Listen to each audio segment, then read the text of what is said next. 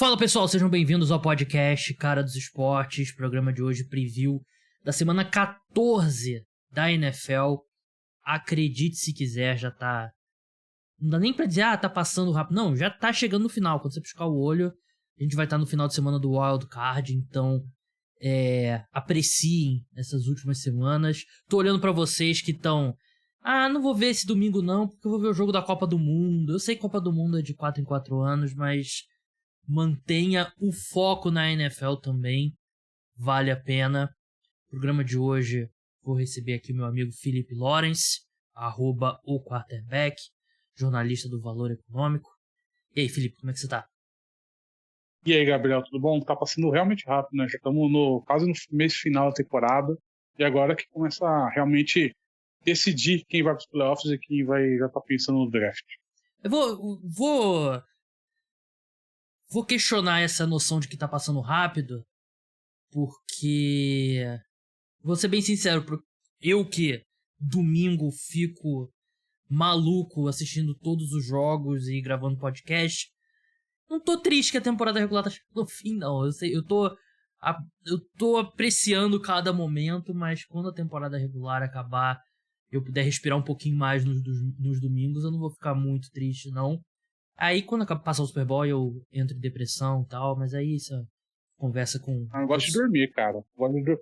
Eu não aguento mais ficar até tarde assim assistindo o jogo, cara. Isso pesa. Tem um ponto que pesa. Quando é mais jovem é legal. Tipo, tem energia assistir, ficar até 3:30 da manhã assistindo o jogo, né? Então, mas agora pesa. Quero ver no que vem quando voltar o horário de verão. Não vai voltar o horário de verão. Vira essa boca pra lá. Não diga isso. Não diga isso. Porque eu acho que a prioridade do novo governo deveria ser o fã de NFL, né? Eu sei. Exatamente. Poupar energia, ter maior movimentação no comércio e tal, isso deveria ser secundário, né? Mas enfim, no programa de hoje a gente vai passar por todas as partidas dessa semana 14. 6 times de bye. Eu não lembro de um bye tão cheio, tão tarde na temporada, Felipe. Eu posso estar ficando maluco, mas normalmente a última semana de bye não é do Thanksgiving? Desde a temporada passada, quando aumentou esse número de jogos, tá tendo esse bye estendido. Ano passado também teve. Eu até conferi exatamente por isso que eu tava fazendo hoje a tabela de jogos. Eu vi que tinha 6 bytes, eu fiquei, caramba, eu tive a mesma reação que você.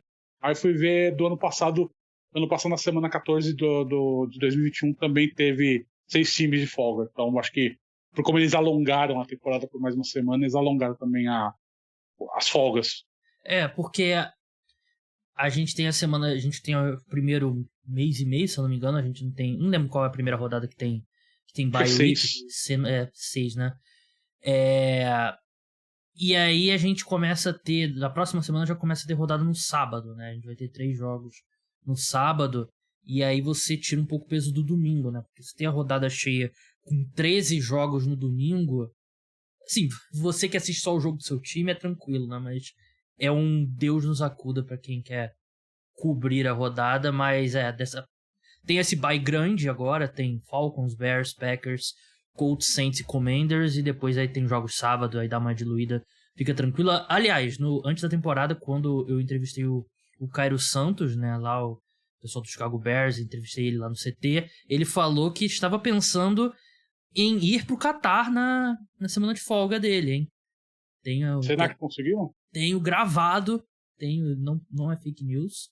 Vamos ver se ele... Fique de olho no Instagram dele, se ele postar alguma foto lá. Se eu não me engano, ele disse que caso o Brasil fosse pra semi ou pra quartas de final, ele iria, um negócio desse tipo. Teoricamente ele já pode ir, né? O Brasil joga sexta, né? Deve ser sexta-feira, deve ser na quarta, né? Então quarta de final, então. E a semifinal já semana que vem já voltou o treino. É verdade, então vamos ver se o cara pinta por lá. Vamos começar falando do Sunday Night Football. Lembrando, claro, a gente vai passar pelas linhas aqui do Bodog. Se você gostar de alguma, um dos principais sites de apostas do mundo, crie sua conta utilizando meu link que está na descrição. Vamos começar pelo Sunday Night Football, Miami Dolphins contra Los Angeles Chargers. Vitória dos Dolphins lá no Bodog tá pagando 1,55, dos Chargers 2,55, total 52. Dolphins são favoritos por 3 pontos. Dolphins que vem da primeira derrota com o Tua saudável, né? Eles haviam vencido todos os jogos que o Tua começou e terminou a partida. Eles perderam o jogo para o Cincinnati Bengals, que ele se machucou durante a partida. E não só perderam, mas foram dominados pelo 49ers com Brock Purdy de quarterback, né? Muda a forma como você encara esse time do Miami Dolphins, Felipe, ou era algo que iria acontecer? Ainda não, porque acho que é um time que vem numa sequência muito forte há muito tempo. Alguma hora ele ia ceder, né? Porque não tem como você resguardar esse alto nível por tanto tempo, durante muito tempo, ainda mais fazendo essa viagem longa que o Dolphins fez na semana passada para a Califórnia, que vai repetir agora a semana para o Chargers, né? Mas é uma viagem longa, uma viagem de costa a costa. O time, isso afeta um pouco a preparação, né? Afeta um pouco o fuso horário dos internos, né? dos jogadores para a preparação para o jogo. Então acho que isso tem um efeito sim na preparação e acaba que deve ter afetado um pouco isso na jogo da semana passada. Dessa semana acho que eles vão estar um pouco mais preparados para evitar esse tipo de efeito. Eu quando você estava falando, eu lembrei de ter lido um negócio e agora eu tô confirmando. Na verdade, eu acho que eles ficaram na Califórnia. Acho que eles não voltaram. Acho que foi. Acho que foi. Acho que eles não voltaram. Porque não faz sentido voltar. Não faz sentido fazer 4 viagens cruzando os Estados Unidos. Tem time que volta, né? Tem time que fica, né? É muito comum o 49ers. O 49ers, eles têm um resort que eles ficam muito quando eles fazem viagem pra Costa Leste. Mas você tá fora de casa, né? Tá caro o avião. O avião tá muito caro, então não tem como. Você tava procurando passagem esses dias pra férias pós-Super Bowl? Impossível. Vai colocar frente a frente esse jogo, o Tua versus Justin Herbert, né? 2 quarterbacks selecionados um após o outro, né? No draft de 2020. E os 2 primeiros anos, toda a conversa era o que seria caso o Miami Dolphins tivesse selecionado Justin Herbert, né? Porque ele despontou como um dos quarterbacks mais promissores da liga. E esse ano o Tua vem fazendo um ano muito melhor, candidato a MVP. E muita gente já inverteu a discussão, né? Sobre como o Tua é melhor, o pessoal... Eu tenho sentido um sentimento negativo no Twitter em relação ao Justin Herbert. Eu entendo a raiz dele, né? Porque muita gente encantada com o talento do Justin Herbert, mas não se traduziu em vitórias, né? Não se traduziu em sucesso da equipe em campo. Acho que se eu boto agora no Twitter... Eu vou até botar uma enquete agora no Twitter, e até a gente terminar de gravar o podcast, eu passo aqui o resultado, mas eu tenho quase certeza que a maioria das pessoas votará no Tua como o quarterback que a pessoa preferiria ter seguido em frente. Porque o fã de NFL é o que aconteceu mais próximo, né? E o Tua tem feito uma temporada bem melhor. Mas eu ainda preferiria ter o Justin Herbert. E não tem nem muita dúvida quanto a isso. Eu acho que ele é um quarterback que, tudo bem, o Tua é mais preciso, mas o Herbert também é um quarterback preciso. Tem todas as ferramentas físicas. Tem uma pergunta de um seguidor meu no Twitter essa semana, né? O que precisa para os Chargers melhorarem? A curto prazo ele precisa do Mike Williams retornar e precisa de um coordenador ofensivo melhor a médio prazo e mais investimento em skill positions. Mas é um tópico. Todo draft que tem quarterbacks selecionados próximos é um tópico, né? É um debate pro resto da vida, né? Mariota e James Winston, Goff, Wentz e tal. Mas você mudou de camp? Se bem que, não sei se você... De repente você era um desses malucos que ainda era pro Tua, o famoso grupo Tuanon. Não sei se você já viu no Twitter. Mas você permanece com o Herbert ou você foi convencido pelo Tua? Acho que como talento em si, como jogador de NFL, eu ainda gosto mais do Justin Herbert. Acho que ele tem mais armas, ele tem mais... como posso dizer? Ele tem um arsenal de possibilidades que ele pode fazer em campo maior do que o Tua me apresentou por enquanto. Então, acho que o grande problema do Chargers é que essa visão negativa, né, que você falou do Twitter, que você fizesse uma enquete agora... Tô botando aqui. Tá criando agora. Tá criando essa enquete. Eu acho que o grande problema é que você tem o Chargers, que você tinha uma expectativa muito forte para esse time durante essa temporada, só ver os podcasts que eu sou culpado. Exatamente. e essas expectativas não se concretizaram. É um time que sofreu muito com lesões, um time que tá melhorando agora essa questão das lesões, mas é um time que sofreu muito com lesões. A defesa não está muito correspondendo ao que se esperava. Então você cria essa visão que, Justin Herbert não joga nada, não vale nada.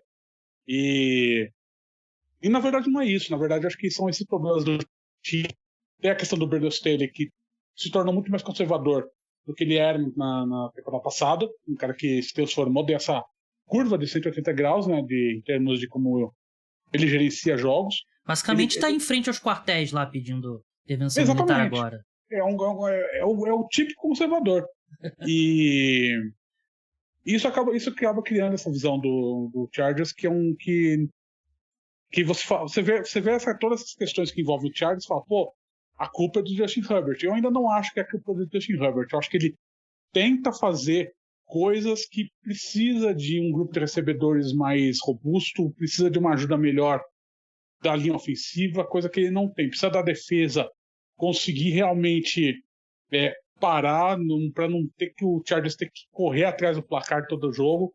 Então, isso acaba criando esse efeito, essa visão meio deturpada em volta do Justin Herbert e do Chargers. Enquanto que no Miami Dolphins você tem esse time que é o brinquedo novo, né? O Mike McDaniel, que está fazendo essa temporada absurda de estreia como técnico, fazendo Tua jogar, que ele realmente, assim, ele tem um potencial, ele mostrava esse potencial em Alabama, ele está conseguindo,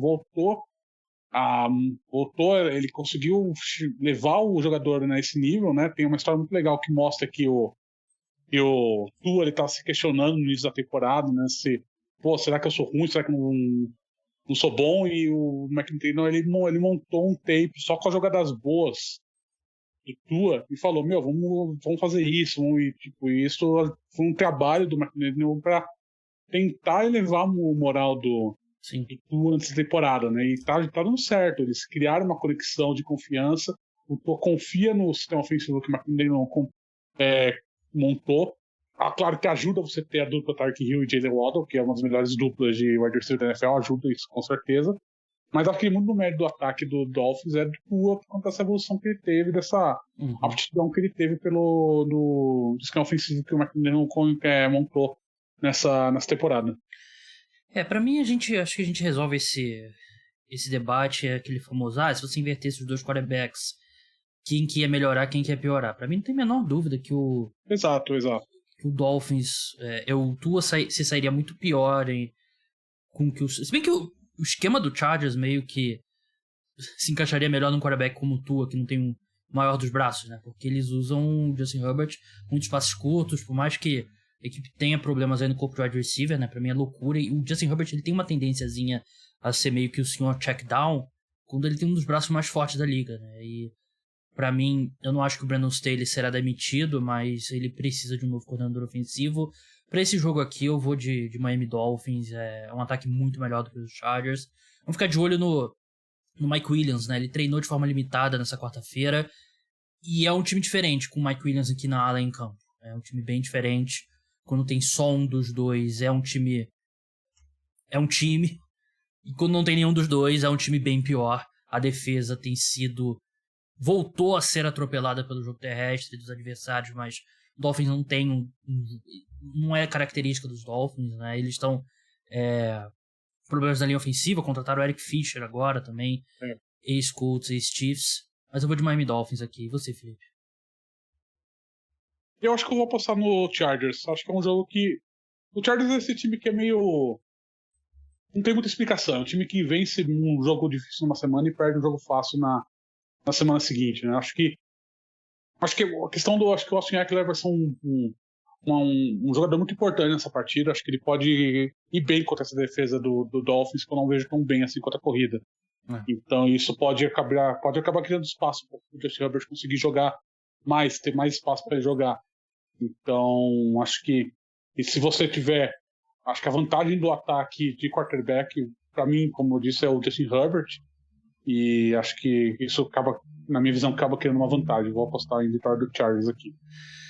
Primeira parcial aqui tá me surpreendendo. Justin Herbert na frente. Achei que ia ter pelo menos o mais próximo. Viu? Queimei a língua falando do público aí, achando que o pessoal ia ter memória curta.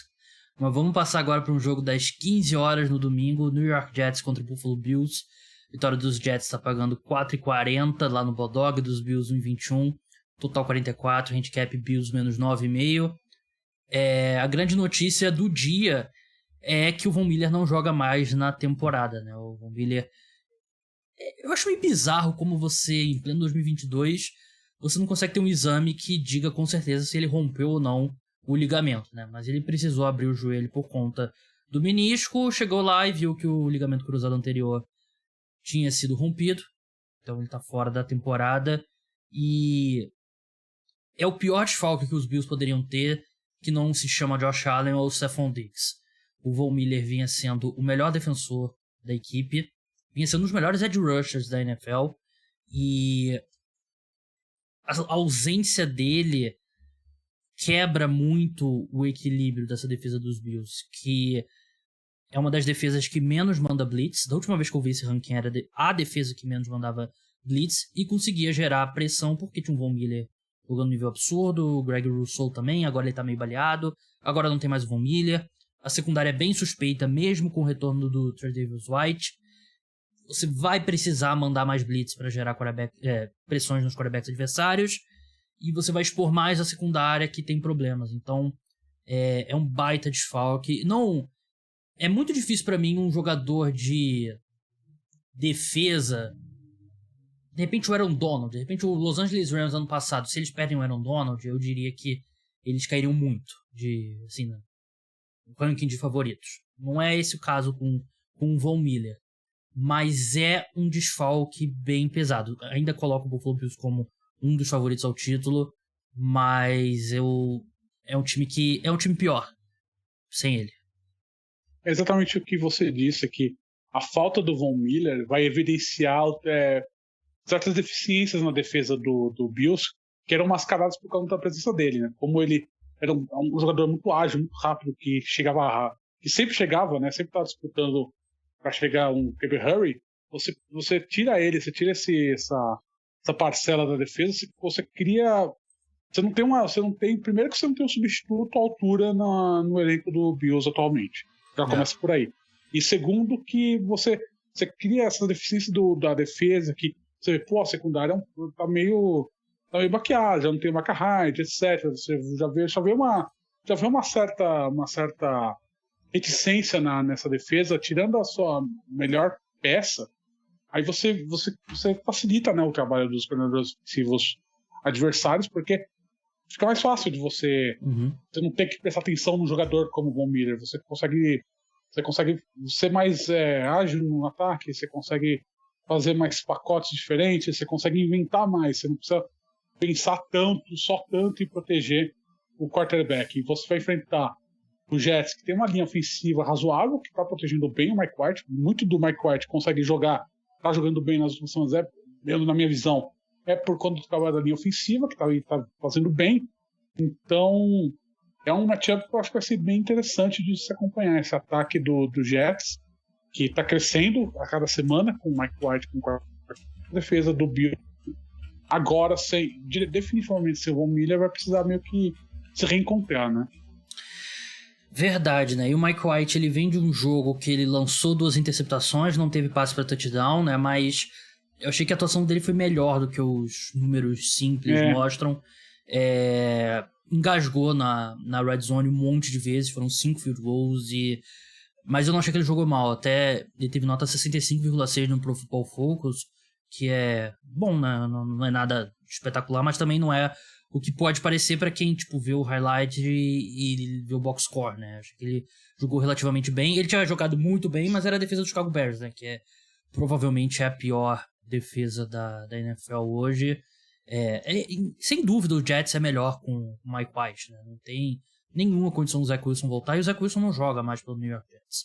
Isso não tem... Eu sei que o O Robert Saleh pode falar o que ele quiser, o GM pode falar o que ele quiser, mas o Zach Wilson ele vai estar em outro time na próxima temporada, né? Esse jogo aqui, por mais que acho que vai ser um processo essa defesa dos Bills se adaptarem à ausência do Von Miller, é muito poder de fogo que o ataque dos Bills ainda tem, e por isso eu acho que eu vou de Buffalo Bills, e gosto desse Bills 9,5 aqui, eu acho não é nada, é bem interessante também, mas assim, a defesa dos Jets é muito boa, não acho que vai ser também, sei lá, tipo 45-17, algo do tipo, mas eu confio que o Buffalo Bills vença aqui e não vai ser tão traumático assim. Eu também acho que vai ser vitória do Bills. Até quando você mandou a pauta, né, quando eu vi esse handicap de 9,5, eu fiquei até assustado, porque eu não vejo essa diferença tão grande assim. Acho que a defesa do Jets é interessante, acho que vai conseguir limitar mais o ataque do Bills do que a gente está imaginando, mas o ataque deles é muito robusto, né? Então acho que não vai ter como você parar o Josh Allen toda a campanha. Mas eu acho que não, a não ser que o Robert Saleh faça um trabalho esplendoroso de gameplay para essa semana, né? Mas acho que vai ser muito. O ataque do Bills é muito pro Jets parar nessa semana. Verdade, a gente vai ter esse duelo do Stephon Diggs contra o Sauce Gardner e o DJ Reed, né?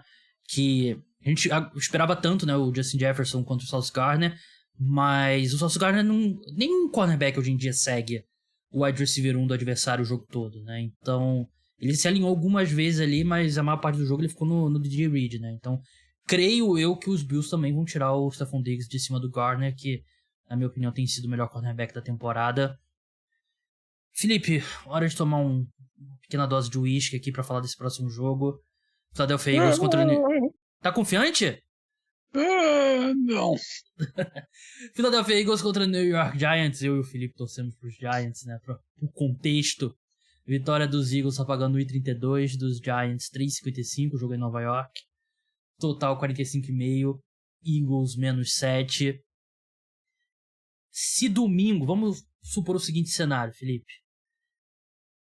Domingo eu tô te ligando pra você participar rapidamente do podcast pós-rodada pra falar da vitória do New York Giants pra cima do Philadelphia Eagles, vitória surpreendente, nós dois estaremos empolgados e tal. Como que se desenhou esse cenário pro New York Giants derrotar o Philadelphia Eagles?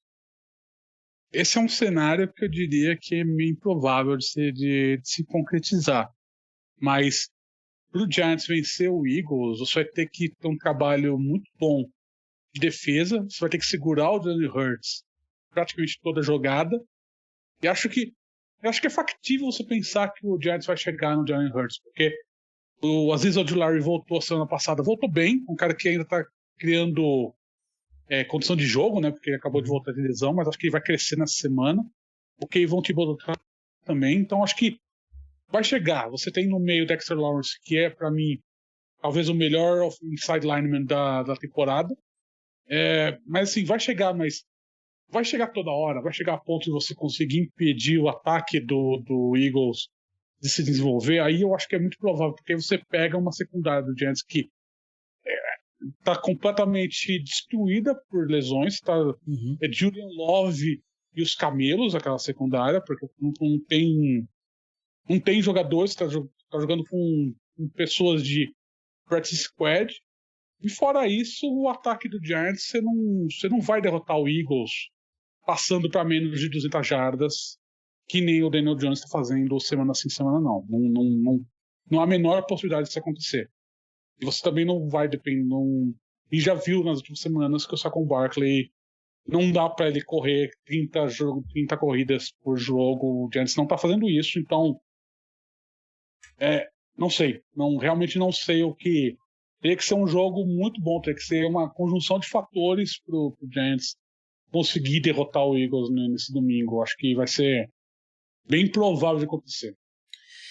A defesa dos Eagles contra o passe, eu acho um pouco... A defesa como um todo é acima da média, mas não é espetacular. Eu acho que é explorável. Mas os Giants não têm poder de fogo para fazer isso. Você vai colocar quem? Richie James para ficar... Não, pelo amor de Deus. Marcus Johnson. Não tem como. O Giants não tem para quem passar bola. Até acredito que a gente vai ver algumas tentativas longas pro Darius Slayton, né? Que a gente viu várias contra o... Mas ele vai ligar pra bola. várias Ele contra vai o derrubar a Commanders. bola. Do lado, assim, a única forma que os Giants vencem esse jogo é uma partida típica, né? É um jogo que o Jalen Hurts lança 2 interceptações e sofre um fumble. Você vai ter que pressionar ele de qualquer jeito. Você vai ter que. O Kevin Thibodeau vai ter que fazer o melhor jogo dele na NFL, às vezes o Jalen vai ter que voltar pro nível que ele jogava no ano passado. E é isso, você vai ter que pressionar o Jalen Hurts, forçar ele a cometer erros. Não tem como. Porque o script é o Jalen Hurts, vai ser o Jalen Hurts jogando quando não tiver tudo perfeito, né? E o Giants precisa tornar o jogo um jogo que não esteja tudo perfeito. Só que o Jalen Hurts é protegido pela melhor linha ofensiva da NFL também, né? Tem esse pequeno detalhe. Então, é complicado, eu não vejo o Giants com poder de fogo pra bater de frente com o Philadelphia Eagles. Por isso que era tão grande o jogo contra o Commanders no domingo, né? E a decisão do Brian Daboll de ir pra aquele punch, né? Basicamente, ainda teve a chance de chutar o field goal da vitória, né? Mas basicamente naquele momento ele jogou pelo empate ali, tentar um ponto jogando em casa. Não tem ponto, tá? No futebol americano, gente. É só brincadeira. Mas é porque é muito difícil passar pelo Philadelphia Eagles, né? E eu acho que o Philadelphia Eagles vence, eu gosto desse Eagles -7 aqui. E só pra ilustrar o que você falou do Kevin Thibodeau, tem melhorado a cada semana. Se você olha só o número de sacks, você não tá vendo o impacto do Kevin Thibodeau.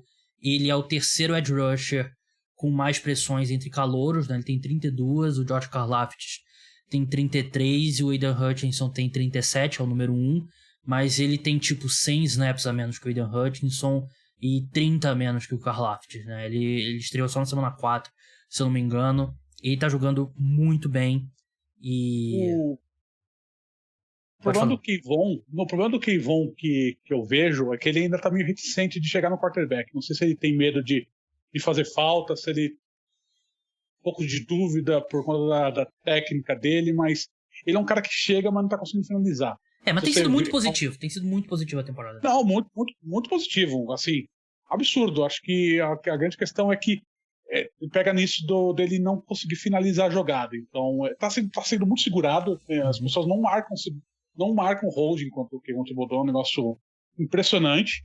Então, mas é um cara que tá crescendo a cada semana. Acho que o segundo ano dele, né, vai abrir o olho de muita gente, eu acho. Tenho essa impressão.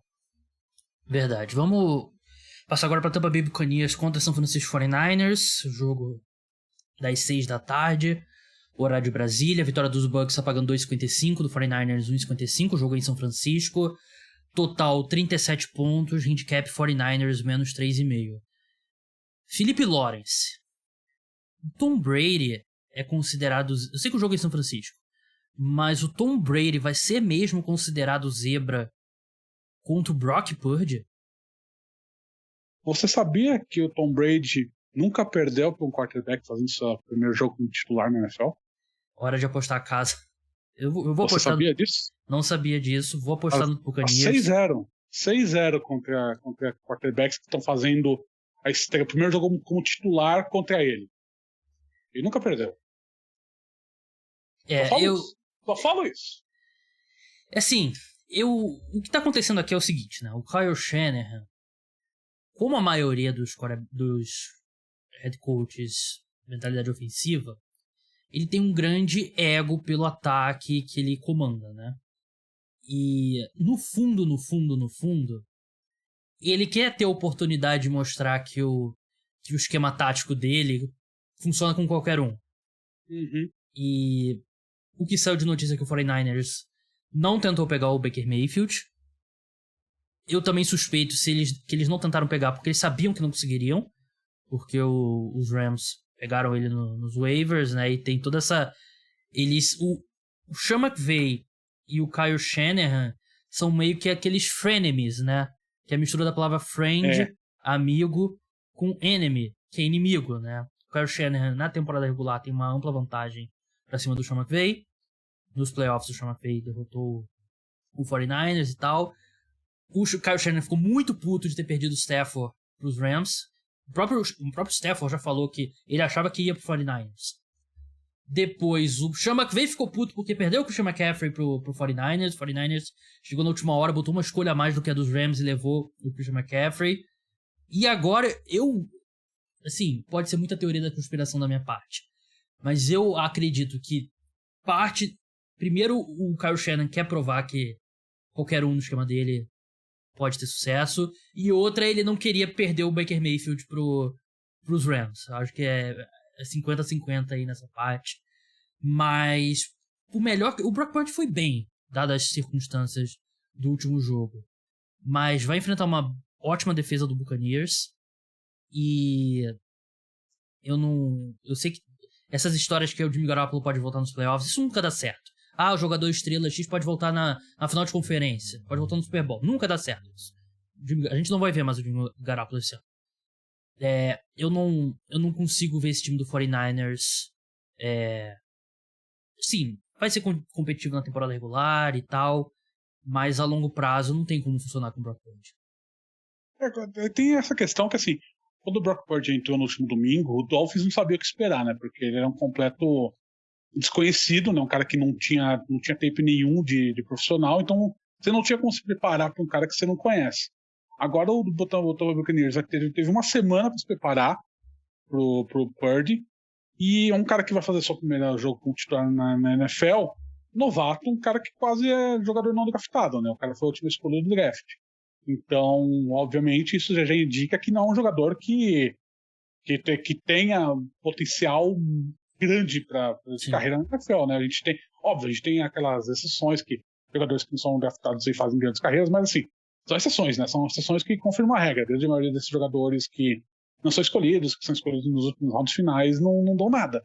Então, acho que você tendo uma semana para se preparar contra o Brock Purdy, um quarterback de sétimo round, que vai fazer seu primeiro jogo, vai fazer seu jogo de estreia na NFL, né, como titular, acho que a situação piora um pouco. Acho que aí ele vai cometer mais erros, vai forçar interceptações, vai forçar passes, vai tentar fazer situações em que é normal para um quarterback novato da estatura dele.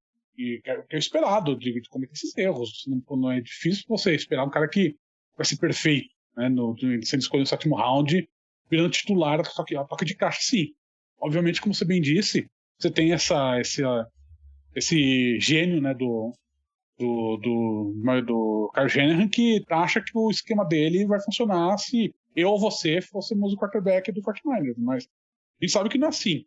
Então, vai depender muito do que o 49ers pensa como jogo. Acho que a gente vai ver mais do Christian McCaffrey, não sei se muito mais do que ele vem sendo utilizado, porque ele já vem sendo bastante utilizado. Acho que se você começar a utilizar mais o Christian McCaffrey no ataque, acho que corre o risco dele explodir, dele quebrar. Exatamente, de ser overworked e de sofrer uma lesão, que a gente sabe que tem essa história. Então acho que você não vai forçar muito além do que ele já está fazendo. Então isso implica que o 49ers vai depender muito do Brock Purdy pro jogo. Então você tem essa defesa do Buccaneers que está crescendo, um time que vem embalado da vitória épica, né, no Monday Night Football sobre o Saints.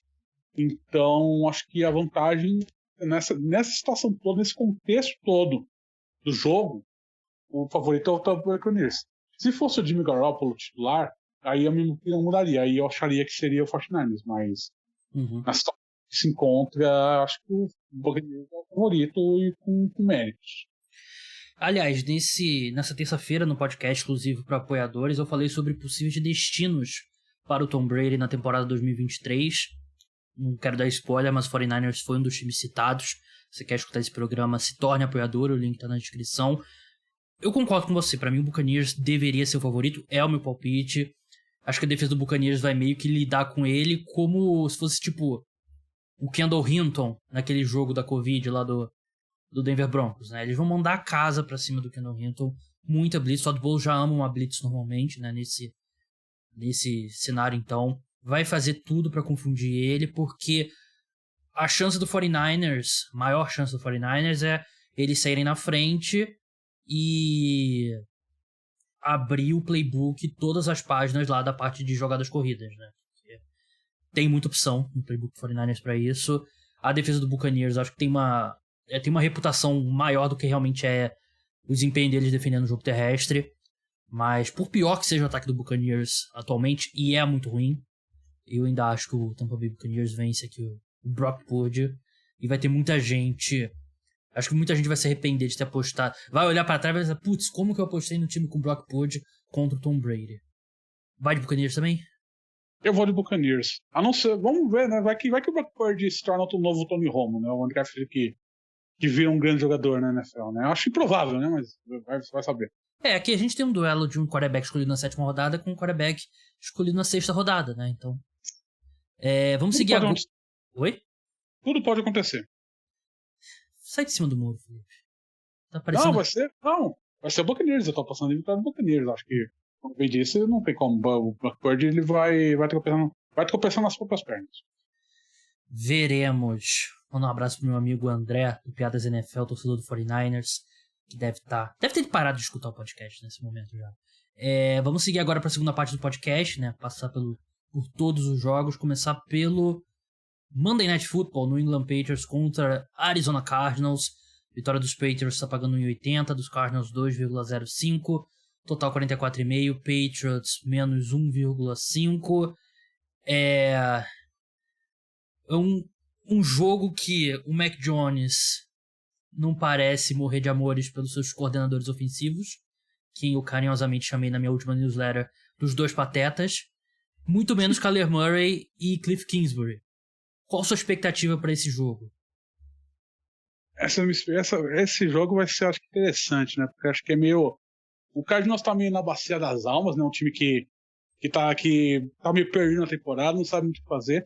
Acho que a volta acho que você tem o Marquise Brown, que tá o Hollywood Brown, que tá voltando a jogar agora realmente, né? Nas últimas semanas ele teve certos problemas para ser readaptado depois de voltar de lesão, mas acho que você tem esse ataque com o Brady Hopkins e o Hollywood Brown. Acho que você tem uma vantagem em cima da defesa do Patriots, mas por outro lado a gente tem o Bill Belichick que ele consegue lidar muito bem com esse tipo de quarterback móvel do Kyler Murray. Então acho que vai ser um confronto interessante. O ataque do Patriots, para mim, é irrelevante na atual situação. Acho que você tem a dupla dinâmica comandando aquele ataque que não consegue fazer nada. O próprio Bill Belichick deu a entender por linhas tortas que a escolha foi ruim. E ele já percebeu que ele falou, perguntar o ataque, falou, essa hora não dá para mudar. Então a gente tem que jogar com as cartas que tem. Então não acho que não tem muito o que fazer, mas acho que ele percebeu que a escolha pela dupla do Matt Patricia e do Judge, que foi equivocada desde o início, acabou se tornando equivocada para surpresa de 0 pessoas, a não ser o próprio Bill Belichick, né? Então acho que tem esse ataque anêmico do Patriots contra um ataque que eu acho que é um pouco melhorzinho, comparando os dois, do Cardinals. A defesa do Cardinals me agrada também, acho que é uma defesa que joga relativamente bem. Eu gosto do desempenho defensivo. Acho que tem uma vantagem, sim, contra a do Cardinals. Eu apostaria em vitória do Cardinals sobre o Patriots. Vamos passar agora para o Minnesota Vikings e Detroit Lions. Vitória dos Vikings lá no Bodog pagando 2,15. Dos Lions 1,74. Total 53 pontos. E Lions favoritos por 2,5 pontos. É isso que você está escutando mesmo, tá? Você, ouvinte do podcast Cara dos Esportes, o Detroit Lions é favorito por 2,5 pontos, mas para explicar, o mando de campo basicamente são 2,5 pontos. Antigamente eram 3 pontos, mas caiu para 2,5. Então, isso tá em todos os sites de apostas, que é, assim, o ano inteiro, né, o pessoal vem reclamando do desrespeito ao Minnesota Vikings e tal, mas nos sites de aposta eles nunca tiveram um grande valor, né? E aí esse jogo é um grande exemplo disso. Não sei se você viu que estava rolando no Twitter hoje sempre tem, todo ano tem isso, né? O pessoal pega a temporada, inverte os resultados de jogos que terminaram com diferença inferior a um touchdown. Que esses jogos tem muita sorte envolvida, né? E como ficaria a classificação, né? Os Vikings seria, segunda, terceira pior campanha da NFC. Eu não acho que esse time dos Vikings é ruim, longe disso. Mas também não é tão bom quanto um time de 10 vitórias e 2 derrotas normalmente é. E isso está refletido aqui nesses números. O Jared Goff vem jogando bem, que pode soar estranho, mas é verdade. E a defesa dos Vikings, ela, acho que copo meio cheio é que ela segurou muitas pontas ali nos momentos chaves contra os Jets. Naquela sequência final ali foi muito bem na red zone. Mas o copo meio vazio é que cedeu jarda pra caramba. Os Jets tiveram mais jardas no ataque que os Vikings naquele jogo. Então a defesa aqui já teve momentos bem melhores do que o momento atual. É um time que, em geral, eu acho que pode jogar melhor. É um time que pode... A gente tem um mês aí de temporada pela frente, pode chegar nos playoffs com um time jogando bem melhor do que tá jogando agora. Mas no momento, eles dependem do Justin Jefferson ser o melhor wide receiver da NFL. O que é difícil ser toda semana. Ele não foi contra o New York Jets. Contra a defesa dos Lions, ele pode facilmente ter um daqueles jogos ali de 12 recepções... Eita, quase derrubei tudo aqui. 12 recepções para 180 jardas e 2 touchdowns. Eu acho que é um jogo de muitos pontos. Eu acho que o Minnesota Vikings vence, porque é um time mais sólido que o Detroit Lions. Mas o Lions está olhando aqui para os playoffs. O Seahawks, que é o último aqui dentro dos playoffs, tem 7 vitórias. Eles têm 5. São 2 vitórias fora dos playoffs, né? Então tem essa motivação, mas acho que dá Minnesota Vikings aqui. Felipe, Baltimore Ravens contra Pittsburgh Steelers, jogo em Pittsburgh. Ravens do Tyler Huntley, Lamar Jackson não vai jogar nesse domingo, ao que tudo indica. Vitória dos Ravens está pagando 2,25, dos Steelers 1,69. Total 37 pontos, handicap Steelers por 2,5. Qual a sua expectativa para esse Ravens que já tinha problemas no ataque com o Lamar Jackson, agora com o Tyler Huntley? Acho que o Ravens está enfrentando de novo aquela situação em que o time está perdendo fôlego no fim da temporada, né? Um time que começa muito quente, o time começa, é favorito, o Lamar Jackson vai ser MVP, e o time vai perdendo fôlego. E agora perdeu totalmente fôlego com a lesão do Lamar Jackson. Acho que a sorte é que o Tyler Huntley, ele é basicamente uma cópia do Lamar Jackson em termos de estilo de jogo. É o poor man's Lamar Jackson, né? Exato, é um cara que você não precisa fazer adaptações muito drásticas no ataque, então isso facilita a adaptação. E, obviamente não temos a qualidade do Lamar Jackson, nem perto disso, mas é um cara que consegue manejar bem o jogo, consegue gerenciar com o ataque do Ravens, está acostumado com o esquema ofensivo, os jogadores confiam nele, então isso facilita um pouco. Acho que a defesa do Ravens é um grande diferencial aqui, eu acho que ela é forte contra esse ataque do Steelers, que para mim é anêmico. Você tem um ataque corrido que o Najee Harris, para mim, é uma das grandes decepções dessa temporada. Kenny Pickett não está conseguindo se encontrar ainda como quarterback, um cara que a gente sabia que ia ter dificuldades, né, nessa adaptação do universitário para o profissional, e não tem muita... As armas ofensivas também não agregam muito. Acho que mesmo com o Tyler Huntley, eu ainda aposto em vitória do Baltimore Ravens nesse jogo. Acho que é um time mais sólido nesse ponto da temporada do que o Steelers, que é um time que já não briga por mais nada, um time que já está meio que pensando como que pode melhorar a situação do Kenny Pickett no ano que vem. Verdade, eu não esqueci da promessa que eu fiz no último podcast. Eu vou fazer um deep dive aí no Kenny Pickett, que eu tô devendo aí, farei, mas de longe não tem me impressionado nem positivamente nem negativamente. Tem sido mais ou menos o que a gente esperava do Kenny Pickett. Cleveland Browns contra Cincinnati Bengals. Vitória dos Browns tá pagando 3,15, dos Bengals 1,38. Total 47 pontos, Bengals menos 6. É um jogo pro Cincinnati Bengals que, se eles forem o Cincinnati Bengals que eles estão prometendo, e é um Cincinnati Bengals que, na minha opinião, é melhor do que o time da temporada passada, eles têm que vencer bem. E o Joe Burrow nunca derrotou o Cleveland Browns, né? Nos 3 anos dele na NFL, os Browns ganharam todos os jogos e é a hora dessa série negativa acabar. Não dá pra você subestimar o quão mal o Deshaun Watson jogou no domingo passado. Foi muito mal. Os Browns não fizeram touchdown ofensivo e ele já tinha ido mal na pré-temporada. Foi basicamente o que a gente viu na pré-temporada. Ele não jogava há 2 anos, tal, por motivos que todos vocês já sabem. Aqui o Cincinnati Bengals é muito melhor em tudo. Talvez o jogo terrestre do Cleveland Browns seja melhor, mas é para os Bengals vencerem aqui com autoridade, jogando em casa. Acho que o único motivo para o Bengals ser favorito por apenas 6 pontos pelo esse retrospecto negativo recente contra o Cleveland Browns, né? Mas pegando o que a gente viu esse ano, esse momento, o Cincinnati Bengals é muito mais time. Vamos passar agora para um confronto da AFC Sul, Jacksonville Jaguars contra Tennessee Titans. Vários jogos de divisão nesse domingo. Jaguars, vitória tá pagando 2,60, dos Titans 1,54, total 41,5. Titans são favoritos por 3,5 pontos.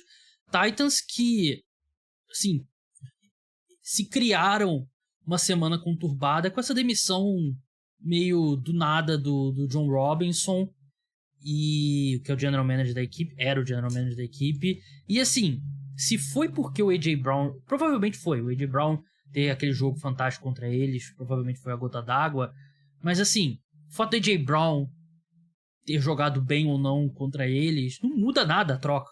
Não muda nada a troca. Então, não sei, não me é um... Assim, eles vão vencer a divisão no automático e tudo mais, mas me pareceu um cenário meio negativo do Tennessee Titans. É um time que tá meio no piloto automático, né? Um time que vai ganhar a divisão, não tem concorrência dentro da divisão, os times são mortos-vivos durante essa temporada.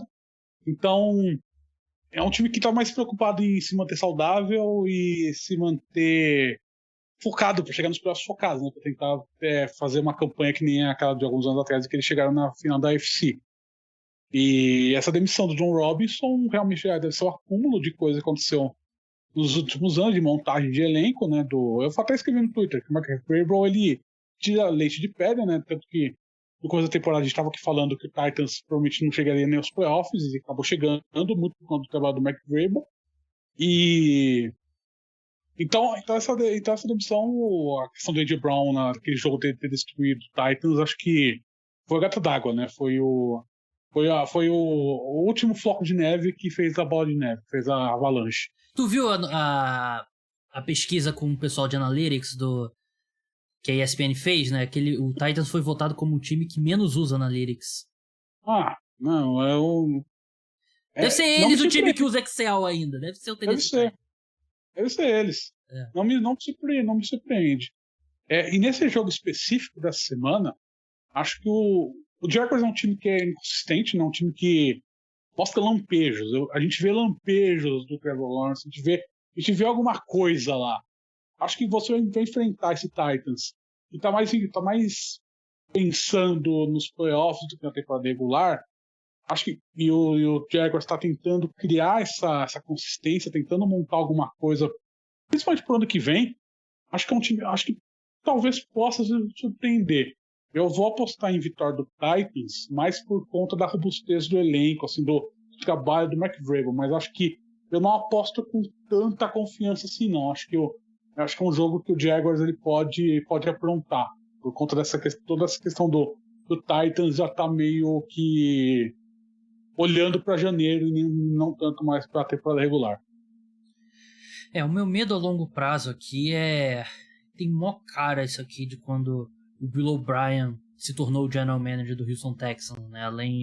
Além de ser o head coach. Isso que seria o meu medo. Acho que os Titans precisam de um general manager forte. Não gosto quando o head coach e o GM são a mesma pessoa. São dois empregos diferentes. E são duas visões diferentes, né? Que tem que ter. Porque, assim, pode parecer estranho, mas o Bill O'Brien também era visto como... acho que não tinha a mesma reputação do Mike Vrabel, mas era visto como um excelente head coach, né?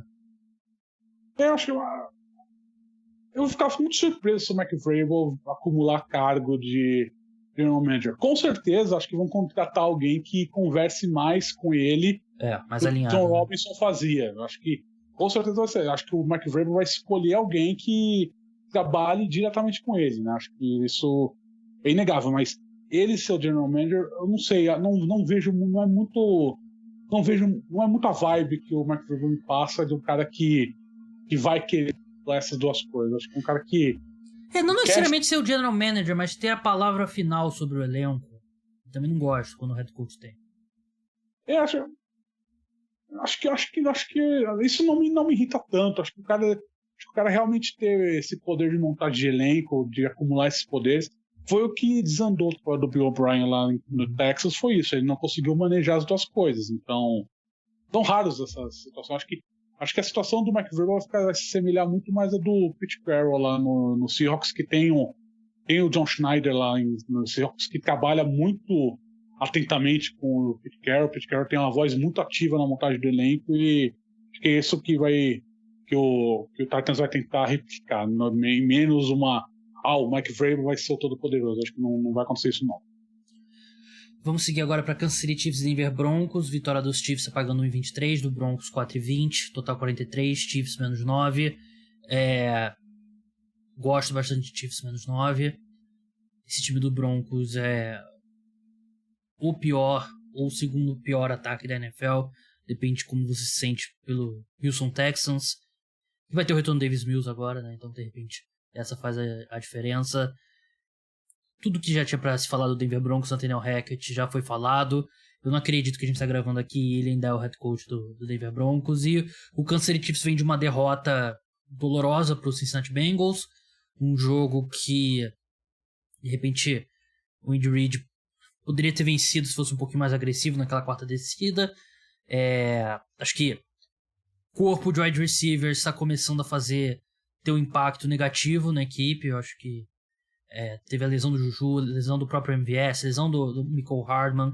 Então a equipe está passando por um momento complicado, mas eu acho que os Chiefs aqui vão jambrolhar o Denver Broncos, para usar um verbo que os jovens estão usando. E uma estatística que eu ouvi no podcast Pardon My Take nessa semana é que o Russell Wilson, a casa dele, chamou atenção durante a off-season, ele comprou uma casa com 12 banheiros. A casa tem tipo 5 quartos e 12 banheiros. Uma proporção que eu nunca vi na minha vida. E ele tem mais banheiros na casa dele do que passes para touchdown. São 8. Então, a corrida agora é para ele ter mais passes para touchdown do que banheiros na casa dele. Essa proporção 5 quartos para 12 banheiros é um negócio que eu nunca vi na minha vida. Enfim, gente rica, meio maluca. Vamos passar agora para Houston Texans e Dallas Cowboys, Felipe. Vitória dos Texans tá pagando 10,0, dos Cowboys 1,05, total 46. Cowboys são favoritos por menos 16,5.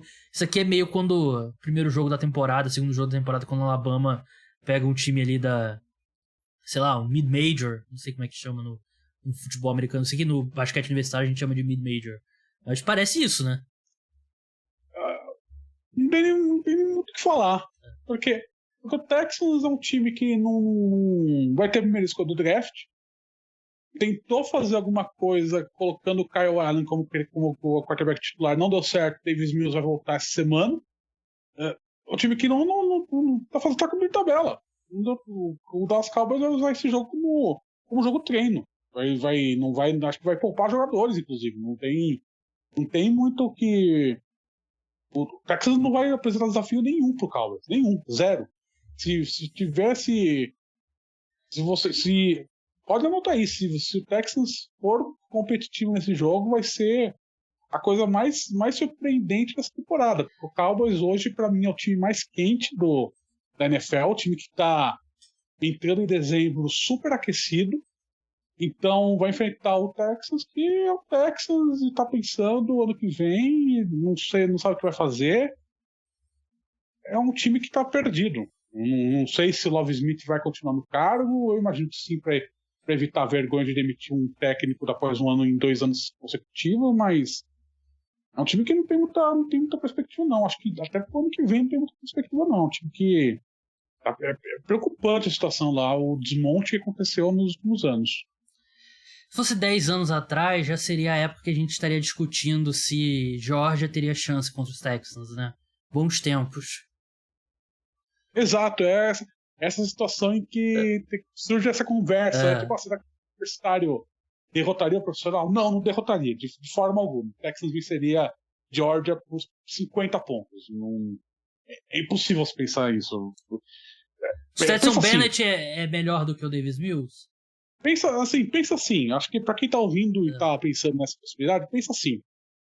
Georgia, powerhouse que tem uns 20 jogadores de NFL no elenco deles. Uns 20. Texans tem 53. Exato, enquanto que o Texans é um time de jogadores de NFL. Então, assim, essa é a diferença de nível. Então, assim, não tem como um time universitário derrotar um profissional, porque a quantidade de jogadores do time universitário é extremamente limitada. A maioria dos jogadores universitários não vai para a NFL. O nível é muito baixo dos jogadores. Então, um time universitário seria completamente aniquilado para o time da NFL, mesmo o Houston Texans, que é o pior time de longe. Então, não existe essa conversa. Então, quem está ouvindo para a gente está pensando isso, não existe. Era divertido quando tinha esse debate, mas é completamente... não existe, né? Até acho que teve alguns anos, por exemplo, Ohio State teve corpo de wide receiver melhor do que muitos times da NFL nesse período, né? Ou, sei lá, coisas do tipo, né? Mas time do 1 ao 53 é impossível mesmo. Mas esse time do Houston Texans é muito ruim. Carolina Panthers contra Seattle Seahawks. Vitória do Panthers pagando 2,65, do Seahawks 1,51, total 44. Seahawks menos 3,5. Seahawks vem caindo de rendimento, né? Eles foram o quinto melhor ataque da NFL em EPA por jogada até a semana 7. Da semana 8 para cá, eles caíram para 10º colocado. Os times estão, obviamente, tem mais informações ali do que é esse ataque com o Geno Smith, vão se adaptando melhor, mas ainda assim você ainda tem que lidar com o DK Metcalf e com o Tyler Lockett, que ambos vêm fazendo uma temporada fantástica.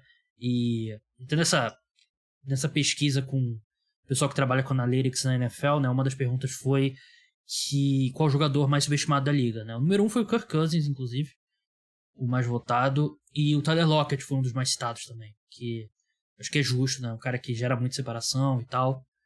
O Carolina Panthers tá, acredite se quiser, tá vivo na disputa pelo playoff, porque o Buccaneers tem 2 vitórias a mais do que eles, né? Não é nenhum absurdo, mas eu acho que o Seahawks vence. Panthers com o Sam Darnold, sem Baker Mayfield agora. Não acho que dá muita coisa. Vamos encerrar agora. Aliás, a gente vai falar do Thursday Night Football depois, mas como eu não quero deixar o podcast velho, se você estiver escutando sexta-feira, vamos fazer as nossas apostas da semana. Vamos começar por vitória simples, Felipe. Qual que é a sua? A minha vitória simples, de acordo com as odds que você mandou, eu vou pegar o Tampa Bay Buccaneers 2,55. É a minha também, Buccaneers. A gente já discutiu, né, na hora que a gente analisou aquele jogo. Total de pontos aí para mim é mais complicado. Eu acho que eu vou pegar o Eagles e Giants, eu vou pegar o over 45,5. Acho que o Eagles vai atropelar o Giants. Eu vou de Vikings e Lions, mais de 53 pontos. O over, né? Eu vou de over aqui. Handicap. O handicap, eu vou pegar o Chiefs menos 9. Justo. Eu não acho que dá pra... não qualifica como um roubo, mas eu fui de Bucks mais 3,5 também. Eu acho que o Tampa Bay... Faz sentido. Seria uma opção boa. Vamos passar agora pro Thursday Night Football. Se você estiver escutando na sexta-feira e for fã de Star Wars, eu vou perguntar pro Felipe sobre Andor, que a gente não discutiu aqui ainda no podcast. Então avança lá, que vai ter o timecode lá na descrição direitinho. Mas se você não é fã de Star Wars e tá escutando na sexta-feira quando esse jogo já aconteceu, valeu por ter escutado o podcast. Até a próxima. Felipe, 1 minutinho só nesse jogo. Não merece mais do que isso. Las Vegas Raiders contra Los Angeles Rams. Vitória dos Raiders está pagando 1,38, dos Rams 3,15. Total 44,5, handicap Raiders menos 6. Rams não terão Aaron Donald, Stafford ou Cooper Kupp, ou seja, não vai ter o time. Pode ter Baker Mayfield. Baker Mayfield pode acabar jogando. Não temos ainda... acho difícil ele começar jogando, mas acho que de repente a gente pode ver ele ao longo da partida. E te digo o seguinte, agora sobre os Raiders. Os Raiders, depois de tudo que eles passaram, eles têm 5 vitórias. O último time aqui no Wild Card é o New York Jets com 7 vitórias. Eles estão vivos na disputa pelos playoffs. Eles estão vivos, é um time que a gente pensou que ia estar morto, errado, né, lá em outubro. Um time que agora nesse mês conseguiu se encontrar. Aliás, conseguiu se encontrar e conseguiu performar o que se esperava, né, tanto ofensivamente quanto defensivamente. O Chandler Jones finalmente apareceu para jogar nessa temporada, um cara que foi uma contratação que eu pensei que ia render bastante no Raiders, demorou um pouco. É um time que está aquecido, um time que está crescendo. Vai enfrentar esse Rams em Los Angeles, que é um jogo em casa pro Raiders, né? É um time originalmente Las Vegas Raiders é da Califórnia, jogou em Oakland durante muito tempo, mas jogou em Los Angeles também por boa parte dos anos 80, então é um time que tem uma base de torcedores em Los Angeles muito forte. Então o jogo é fora de casa, mas é só entre aspas, na verdade. Isso daí é um jogo em casa pro Raiders, então ele vai contar com torcida a favor lá no SoFi Stadium contra o Rams, que está desfalcado, um time que já não pensei mais nada nessa temporada, né? A pior campanha na história para um atual campeão de Super Bowl. Então acho que vai ser vitória do Raiders, vai continuar nessa sequência boa e, como você bem disse, vai colar na briga pelo wildcard da AFC, que está mais aberto, né? Não está tão disputado na base, assim, né? Na 7ª colocação. Então acho que volta nessa briga forte por uma vaga nos playoffs, sim. Sim, tem um ataque muito bom. Eu acho que eles vencem aqui com alguma tranquilidade. E você? Sim, eu concordo inteiramente. Acho que é a vitória do Raiders com facilidade, inclusive. A pesquisa de opinião, aliás, eu acabei não falando. Eu falei que o Justin Herbert estava ganhando. Me surpreendeu totalmente. Parabéns para vocês, ouvintes que também são seguidores. Tua Tagovailoa é 18%, Justin Herbert 82%. Ô, louco! Eu achei que o pessoal ia se deixar levar mais pelo imediatismo. Eu estou bem surpreso mesmo, e concordo com... Você duvida do seu próprio público. Democracia, às vezes, deixa a gente... Você duvida do seu público. Eu lembro do meu público quando eu falei que o Commanders tinha que selecionar o Tua e não Chase Young. Eu lembro a reação do meu público.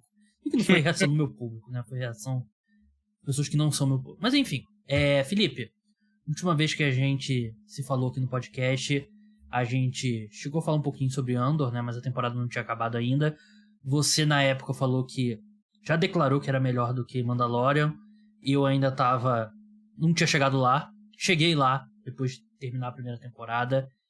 E uma série absolutamente fantástica, que tá ali com os melhores produtos de Star Wars já feitos. Não, eu reitero completamente o que eu falei. É a melhor produção de Star Wars já feita, porque ele é uma série que não assim como você ficou pensando mal do seu público, é uma série que não é uma série que não achou que o público que estava assistindo é um bando de babão que não consegue interpretar uma história mais adulta envolvendo Star Wars. E esse era o grande tabu, né? Você não via histórias realmente adultas em Star Wars. O Império sempre foi tratado nos filmes, nos grandes, assim, eu tô discutindo livro, quadrinhos e games, que é outra história, mas em séries, em filmes, que são os principais meios da franquia, o Império sempre foi um inimigo meio cartunesco, né? Nunca foi o grande vilão assim, nunca teve essa pecha de ser uma coisa maligna, exato, de fascismo. E o Andor mostra como o Império é uma organização fascista, porque ela é pela definição, né? Na ideologia Sith, que é realmente uma ideologia que se fortalece pelo desespero, pela solidão, pela depressão das pessoas. A Força Negra se fortalece nisso. Então o Império ele é baseado nesse fascismo, e o Andor mostra isso de uma forma que nunca havia sido mostrada antes na televisão ou no cinema. Então isso me impressionou demais. Aquele episódio da fuga da prisão, acho que é um dos melhores episódios de qualquer série que eu já vi. Porque realmente é uma catarse. Porque você passa episódios, passou a série inteira sendo massacrado pelo Império. O Império massacra a série inteira. Você tem um momento de vitória quando eles conseguem roubar lá o pagamento, né, da área lá do setor imperial, mas mesmo aquilo lá é uma vitória meio meio pírrica, porque você tem uma... Morre todo mundo, quase. Morre todo mundo depois, exato. Tipo, você não tem um final feliz daquilo. Uhum. E o primeiro final feliz que acontece na série contra o Império é exatamente essa fuga da prisão. Então, o episódio é muito catártico, exatamente por conta dessa opressão que o Tony Gilroy conseguiu mostrar na série. Então, é uma série muito boa. Uma série muito boa. Uma pena que vai ter só mais uma temporada. Tem um limite de tempo, né? Exato. Assim, eu ando um pouco cansado de prequels em geral. Porque, por melhor que seja, você já sabe qual que vai ser o destino do personagem, né? Spoiler alert, se você não tiver assistido Rogue One, acho que você não vai estar escutando isso aqui, né? Mas a gente sabe que o Cassian morre. A gente sabe que o Cassian morre, consegue resgatar os planos lá pra Estrela da Morte e tal. Mas assim, o Rogue One, ele já dá um pouco mais de profundidade ao que é a rebelião, né? Nos filmes originais. E Andor dá uma profundidade maior ainda. Eu concordo com tudo que você falou, né? E eu acho que o maior ponto que, se tratando de Star Wars, acho que o maior elogio que você pode fazer é que você pode eliminar todos os elementos de espaço, império e planetas e tal. Você pode colocar essa mesma série num cenário de mundo real e funciona perfeitamente. Não tem Jedi, não tem força, não tem sobrenatural. Eu acho que funcionaria se fosse uma série de espionagem / fuga da prisão passada no planeta Terra. Eu acho que é o maior elogio que você pode fazer. Sobre os episódios, o episódio da fuga, no meu ranking pessoal, pelo menos é o terceiro melhor. O final é muito triste, né? Aliás, parênteses aqui. Não tem nenhuma ligação do Andy Serkis no universo com o Snoke, né? Não, acho que não. Não tem, porque... Pra quem não sabe, o Andy Serkis... Ele fez o Snoke, né? Ele é a voz e o movimento, não é a fã. Porque é um personagem de CGI e o Andy Serkis fez a forma, mas não, né? Não tem nenhuma conexão. Até porque o Snoke é clone, né? Foi feito do nada pelo Palpatine, né? De acordo com o Apócrifo, episódio 9. Porque tem enfim, o mesmo ator e tal. Mas eu acho que esse é o terceiro. Eu acho que o episódio do roubo é o melhor. Porra, é muito legal e... É tensão, né? É uma tensão absurda. Que você tem 2 episódios, basicamente, construindo até o roubo, né? E o último episódio também eu achei muito legal. O discurso da tia do Harry Potter também, a Marva, foi... Assim, tem 3 dos... Se faz um ranking dos discursos no Star Wars, provavelmente os 3 são nessa temporada, né? É a Marva, é o manifesto lá do garoto que me fugiu o nome, que também é sensacional. Já assisti algumas vezes no YouTube, inclusive. E me fugiu o nome do personagem lá que é o chefão dos rebeldes lá. Qual que é o nome? Que faz o cientista no Thor também. Eu sei o nome do ator, eu esqueci o nome do personagem. Vocês sabem quem eu tô falando, né? O principal lá. É o Stellan Skarsgård. O discurso dele também pro cara lá do... Lutem, isso. Pro cara lá do... que é o espião dele, né? No conselho lá de segurança. Mas o episódio final também é fantástico e... O final também, né? Porque é a evolução do personagem, né? Primeiro o Andor querendo fugir de tudo e todos. No último episódio ele fala assim, ou você me mata, ou você me aceita na tua rebelião, né? Que é um desenvolvimento muito legal. Tem uma única crítica sobre essa temporada. Uma única crítica. Eu tenho uma também, eu quero saber se é a mesma. Eu tenho, assim, a temporada abre com o Endor tentando procurar a irmã e depois nunca mais se fala nisso. Exatamente. A única, tem uma parte que tem uma hora que a Marva fala pra ele desistir, morreu, porque todo mundo no planeta dele morreu, né? É exatamente isso. Porra! Tipo, acabou aí, cara. Tipo, não é possível. Tipo, acho que poderia ser mais explorado isso. Acho que é uma ponta solta e eu acho que essa ponta solta não vai ser resolvida, né? Mas pra mim é uma ponta solta que me incomodou. No fim da temporada eu tava falando que eu assisti com meu irmão e a gente ficou meio bolado com isso, porque é uma ponta solta aqui. a série literalmente abre com ele procurando a irmã e isso nunca tem um desenlace, né, de verdade. Só tem uma fala da Marvel, assim, meio jogada, né? Você acha que falta um desenlace nisso daí. É o problema que eu tenho também, o único problema que eu tenho com a série. E é um negócio que, assim, no começo algo muito importante pra ele, né? E ele nunca tinha discutido até aquele momento com a mãe adotiva dele, aquilo, pra ela chegar e falar que não, todo mundo no seu planeta morreu, desiste disso. Então eu não... É o único ponto negativo mesmo. Tudo relacionado ao Império, acho que isso... A atriz que interpreta uma das diretoras lá, a principal, né? Eu achei que ela fez um trabalho sensacional, eu já queria a morte dela já no terceiro episódio. Aquele casal. Porra, tá merda. E são personagens que são muito plausíveis, né? Não é um ET, né? O pessoal que tá aí na frente do antigo Ministério da Guerra aí no Rio, pô. Não, ela com certeza, depois que explode a Estrela da Morte, ela foi protestar lá, ficou em frente lá, o quartel-general do Império, com certeza. Mas grande série, curioso pra ver o que vai ser da segunda temporada. E essa teoria de que o Luthen é um Jedi, tem visto essa teoria? Eu vi, mas eu não boto muita fé, não. Eu acho que mesmo que fosse o plano inicial, eles voltariam atrás, porque eles sentiram que a aceitação de não ter nenhum Jedi, não ter nem nada que chegue perto da família Skywalker, acho que é o grande ponto, um dos grandes pontos dessa série. Então, acho que não faz muito sentido você enfiar Jedi em tudo na história. Acho que a história funciona sem ter Jedi. Acho que o grande mérito do Andor é você mostrar que em Star Wars cabe dá pra abrir esse leque de histórias, né?